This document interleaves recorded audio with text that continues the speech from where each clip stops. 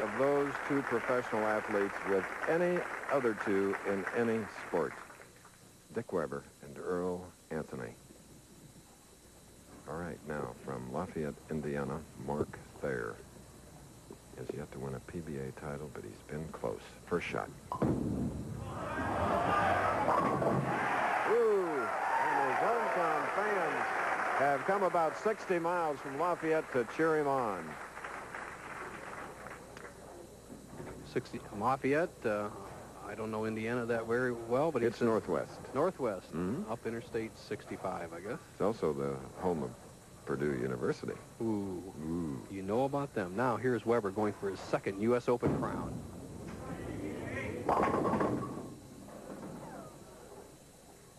Leaving the 7th pin. After 3 wins, he has a chance to win $40,000.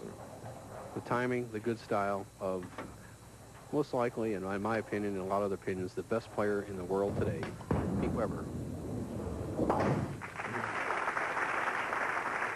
Bo, talking to Earl and Dick, brought back a few memories.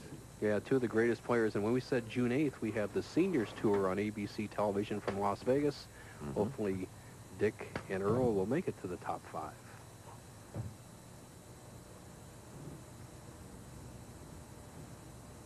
Baby of the Weber family. Pete.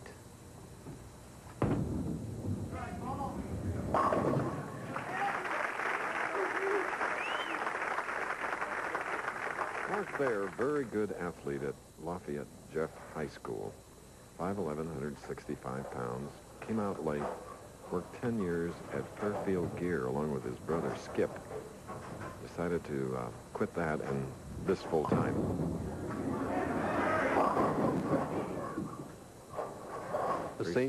Sorry, Chris, the same fate that hit most of the players in their opening shot on the right-hand lane. As you see his style, a solid 5-step delivery, shoulder high swing, good wrist action, really gets a heavy roll, and he also goes high on the right-hand lane in his first attempt. That's happened to almost every player so far in the championship round.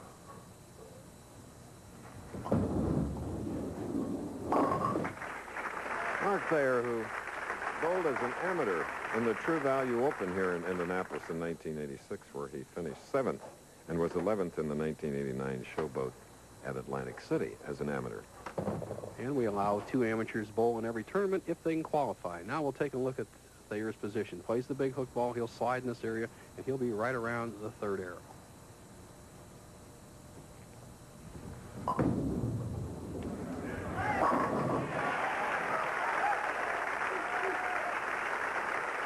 What a family. Mom, Kathy, with 2 sons, 13-year-old Brian and 11-year-old Sean. There's Pop. He's determined. He had a chance to make the final round in the PBA National 2 weeks ago. He lost his 56th and final game, and his wife had a little tear in her eye, but I said, you'll recover soon, and here he is in his hometown with a chance to win. And again, a big double for Pete Weber, taking a 10-pin lead. You know, immediately following us, ABC's Wide World of Sports, special performances from the United States Figure Skating Championships Plus. Mark Spitz is coming back, the Olympic gold medalist, dueling Tom Jager in the Clear Oil Option Challenge and the Bluegrass Stakes, presented by John Deere Lawn Care Dealers, live. Exciting Wide World as Weber has a chance to take a 20-pin lead, 4th frame. Hook, hook, hook. All right, and with that 3-bagger, it's a 20-pin lead now by Pete Weber going against Mark Thayer in the title game. See Mark Thayer. He's trailing by 20 pins now, going against Pete Weber, who has won 3 matches.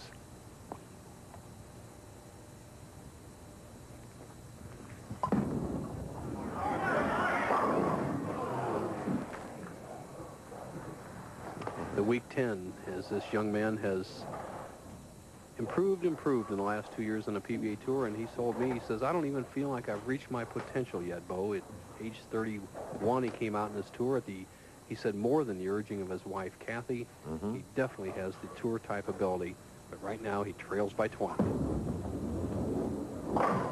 Oh, stuck at the line and nearly missed the pin.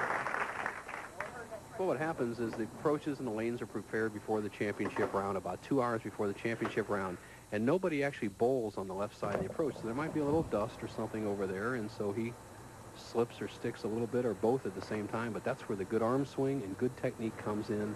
He gets away with it, makes the spare. Now he's up in the 5th. Yeah. Gets the high hit and leaves the 610. Groping a bit. Come on. Highest league average this young man's ever had is 207. He said he learned to bowl on very demanding lane conditions, and that is a good trainer as the Pro Tour demands that you learn to make a lot of spares and a lot of adjustments. So while these players with 240 averages struggle on the tour, the lower ones have better.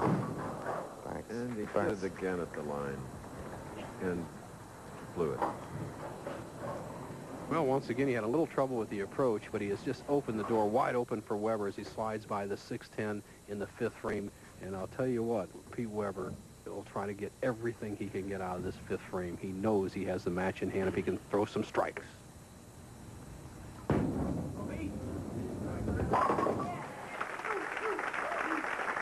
Pete's opponent, Mark Thayer, had finished twice in 2nd position. 2nd at the Pinole Open, where he lost to Brian Voss in a roll-off, 50-45. And he was 2nd in the AC Delco as well. There's a lot of heart in that young man, so don't count him out. Pete Weber may open up a commanding lead here through the first 5 frames, but Mark Thayer may pull a Kelly Kaufman, as we recall him coming back in the late frames last week.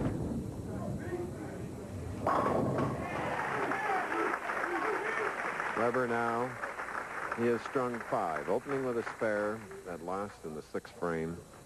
And Mark Thayer now with the pressure on, shooting in the 6th frame after an open.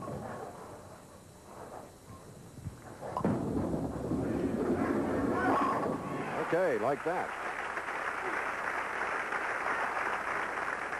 Mark Thayer tells us what a U.S. Open title would mean to his career.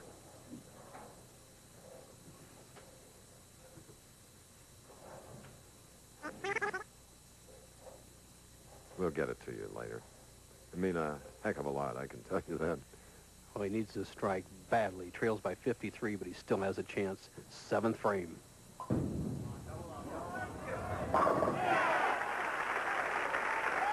And his 2 sons, 13 and 11, just applauding wildly, along with those that appreciate excellence.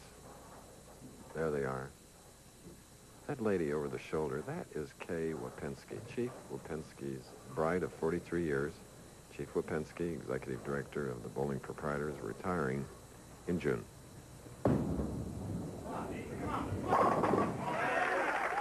Pete is on a roll. He has won 3 matches coming to this point, Nelson. Same scene set, Chris, as when he won his first U.S. Open title in 1988, Atlantic City. He's qualified 5th. In fact, he barely made the first cut to 60. Then he barely made the second cut to 24. The same scene set was right here. He barely made it. He qualified 24th and last. And now he has a chance to climb all the way to number 1. He has a commanding 53-pin lead, 8th frame. Come on, come on!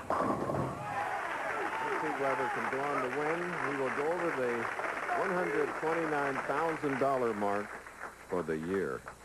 As one of Dick Weber's great sidekicks on the great Budweiser team, Tom Hennessy, used to say when you had a big lead, Katie, bar the door. And I think he's saying that right now at home as he's watching Pete Weber have a commanding lead. Mark Thayer hanging in there. He was working with a double, shooting in the 8th frame. Very likable young man who really we'll see a lot more of it. And that Richard Wolfe that we saw in the semifinal, Chris, he's a good-looking player out here, too. He has good roll on the ball, good speed control. We can say that about all of them. Yes. Dave Ferraro. Dave's John an Mazza. experienced player, yep. And so is Mazza getting there. That's the beauty of doing these finals each week. Mark Thayer now will tell us what an Open title would have meant to his career. Well, with it being my first title, it would be nice, but with it being a major, it's going to be especially nice. And it's Firestone is where you want to get, and it's not just a 1-year exemption, it's a 3-year exemption. That's what I'm looking forward to. Firestone 2 weeks from now. Unfortunately for Mark, he's going to have to win next week to get there. Night frame strike, 30.